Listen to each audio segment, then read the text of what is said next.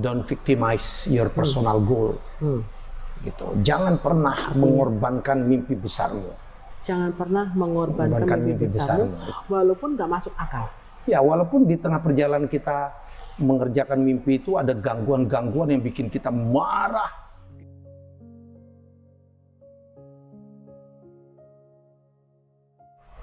Kalau saya merasa bahwa pembelajaran hidup yang kita sama-sama punya, ada titik balik yang kita sama-sama punya. Ya. Dan ketika titik-titik itu terus titik-titik itu terus disambung-sambungkan menjadi sebuah garis kehidupan yang tidak bisa kita tolak. Bahwa akhirnya memang perjalanan ini harus begitu. Harus begitu. Tinggal kita menjalani dengan ikhlas, dengan legowo. Saya belajar banyak. Dan ketika orang bertanya tentang anak Avanti, banyak orang bilang, ya memang anak Avanti desainer gitu. Tapi jualan sambal. nyambel dewe. Saya gini Mas, luar biasa. Ini cerita soal kiteks sekarang, kuteks ya gitu. Saya ini perempuan yang nggak ke salon. Terus? Ya. Jadi saya kan nggak pernah pedicure, manicure tuh nggak pernah gitu.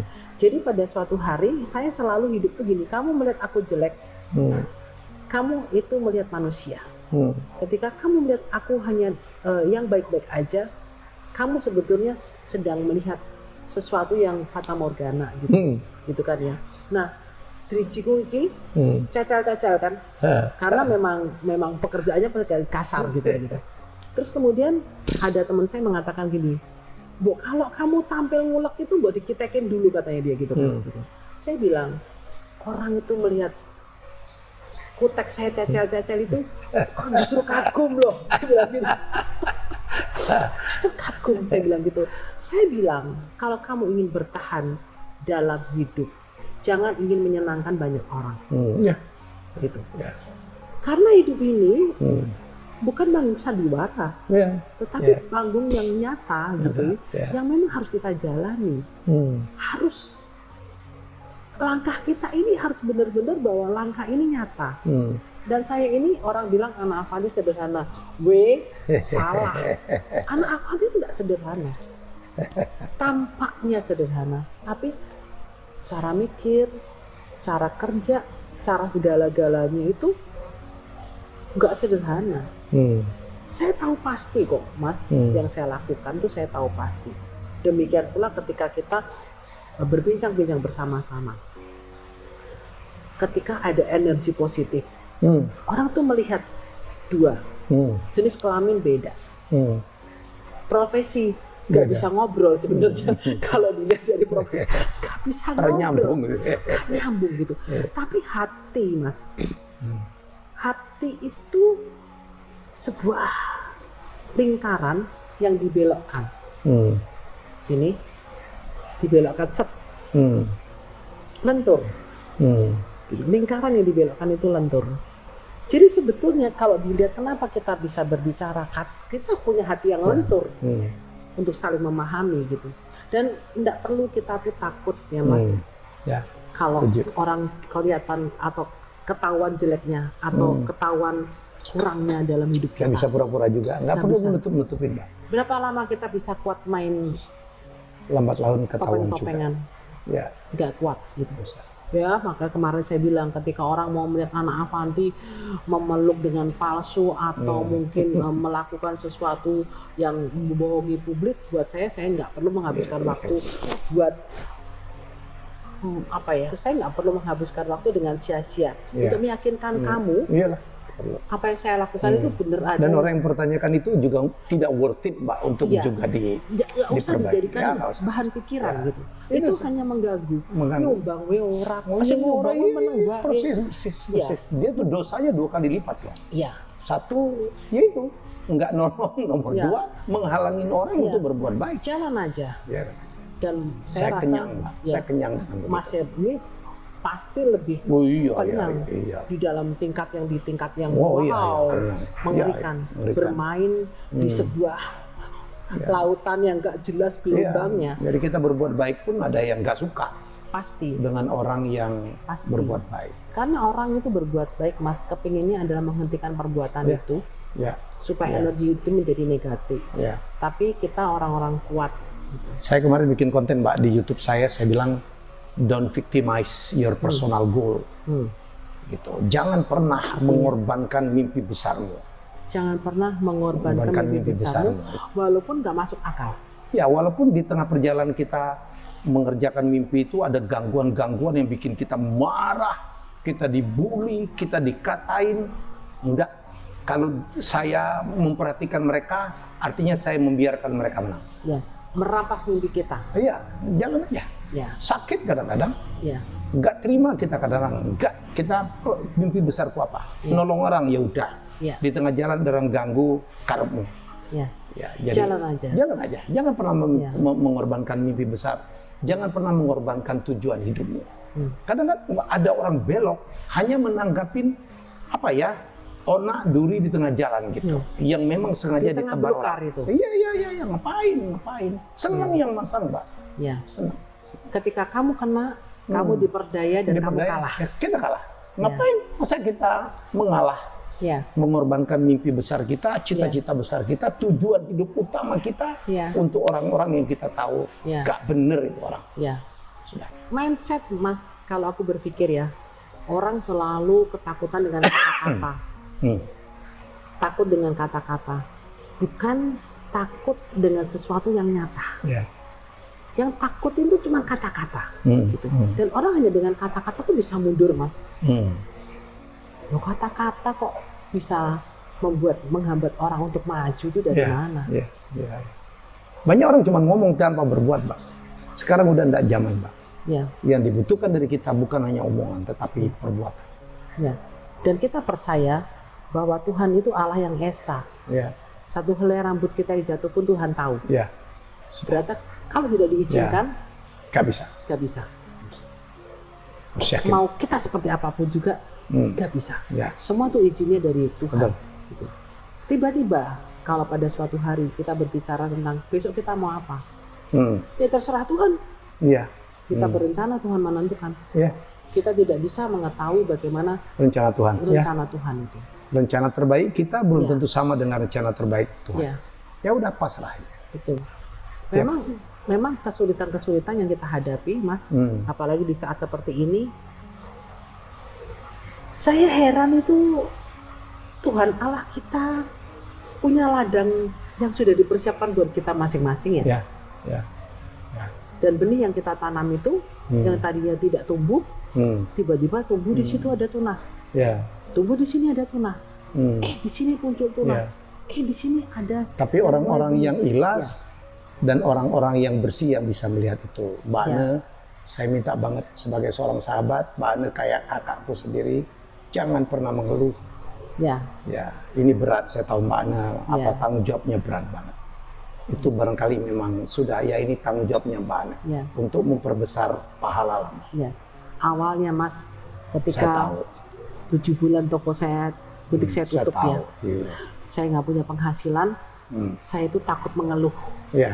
Karena ada perjalanan waktu yang selama setengah abad itu perjalanan yang penuh cahaya. Gitu. Dan panggung gemerlap, puja-puji jatuh. Tapi saya bersyukur, Mas, punya potret. Punya potret orang-orang yang saya lihat. Mereka kecil, tapi mereka punya power yang besar gitu. Dan saya pikir, kok kamu bisa ya gitu. Masa kalah? Jadi gini, Mas, ada satu sore ya di Tawangmangu. Saya lagi stres-stresnya.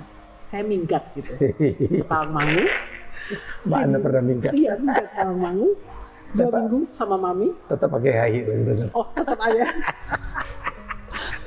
pakai sanggul gitu. Tetap ya. Oh, Mas, saya pengen kasih tahu nanti satu hal untuk menutup pembicaraan kita malam hari ini. Waktu itu saya lagi di sawah. Saya lihat ada mbok-mbok bawa makanan, bawa rantang gitu, terus saya mendeprok di situ. Terus saya bilang, betonopo, bawa apa bahasa Inggrisnya? Bawa nasi, kemudian sayur, kemudian ada sedikit sambal, kemudian dia nunggu suaminya itu lagi nyentor toler nyirami itu dia punya kebun gitu. Terus saya tanya gitu, putra ini pinten? Jawabnya berapa mas? 8. 8. Banyak amat di dalam hati saya. Terus saya tanya gitu, niku sing ngageng pun bajengnya pun umur pinten gitu kan? Yang besar umur berapa? Kula pun mutune mutu 6 apa berapa dia bilang gitu. Terus saya tanya, selain ginian ini, cuman nganterin makanan, terus suaminya iniin apa namanya ngurusin tanaman gitu, kerjaan apa lagi yang ibu lakukan gitu? Jenengan yang budamel napa meneh? Malih nggih mboten enten, nggih ngeten niki. Enggak ada. Wah, kok 8 orang anak hidup? Gitu. Terus saya bertanya sama diri saya sendiri, anak Avanti, jadi lu minggat Malu. malu. Langsung Terus, Mas jadi jemput. memang anak-anak waktu itu mengizinkan saya untuk pergi dari rumah, dan mami pergi bersama dengan saya, dan saya juga bawa tim sosmed saya, ayo pergi dari rumah.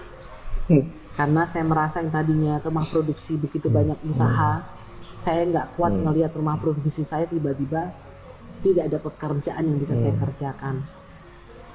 Saya pengen pergi, gitu, mencari sesuatu yang memberikan saya pencerahan. Aku harus bagaimana? Itu awal-awal pandemi saat itu. Dan ternyata jawabnya adalah aku harus pulang dan melihat kenyataan itu. Itu. Aku harus pulang dan melihat kenyataan itu. Hadapin. Lalu saya WA Mas Henry. Mas, Pak, aku dijemput ya, aku mau pulang. Lalu yang jemput Mas Henry, Dio, Mas Ernest, terus istrinya termasuk anjing-anjing kami ikut semuanya gitu. Dan saya berpikir, bukan untuk dihindari Mas saat seperti ini. Ya. Sebagai seorang pengusaha, jujur saya merasa,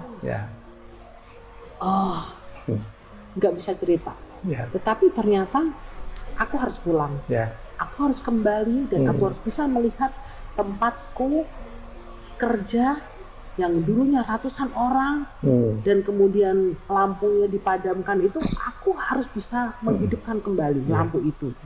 Dan ternyata Gusti Allah ki yo memang mung sepele. Anak Avan itu dodolo sambel. Masya Allah. Peristiwa yang sungguh besar sekali. Mas tadi ngomong soal sanggul. Banyak orang bilang, Mbak, kondenya beli di mana? Terus saya itu berambut panjang, Mas. Oh gitu ya. Rambut saya itu setengah paha. Jadi cuma digelung-gelung aja. Digelung, gitu. Dan Mas Henry pada suatu hari nanti, saya ingin mengurai rambut saya, tapi saya cari waktu kapan ya saya mau tunjukkan kepada semua orang bahwa saya ini sebetulnya berambut panjang. Dan saya bahagia bertahan dengan image seperti ini 25 tahun. Saya tidak pernah ke salon, poni tinggal potong panggil kapster, lalu kalau kepanjangan tak pegang sendiri rambut saya, tak ketak sendiri cucuknya. Ternyata hidup itu hanya sebuah keputusan, Mas. Hanya sebuah keputusan. Mas Helmi mau jadi apa? Aku mau jadi apa? Terima kasih Mas Helmi. Sama-sama, Mbak. Kita sudah menjadi seorang sahabat dalam kehidupan. Terima kasih sudah ke kediaman kami di tengah kampung. Iya loh, luar biasa ya. Gusti Allah ini luar biasa. Dan kapan-kapan saya mau hadir kembali dalam keluarga bahagia ini.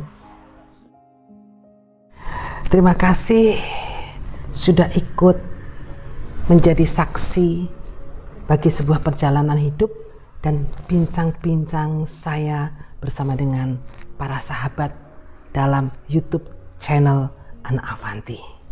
Jangan lupa bagikan kesan, pesan, dan perasaan di hati untuk memberkati banyak orang dan sesama. Terima kasih sudah menjadi bagian bincang dari hati ke hati bersama dengan saya, Ana Avanti.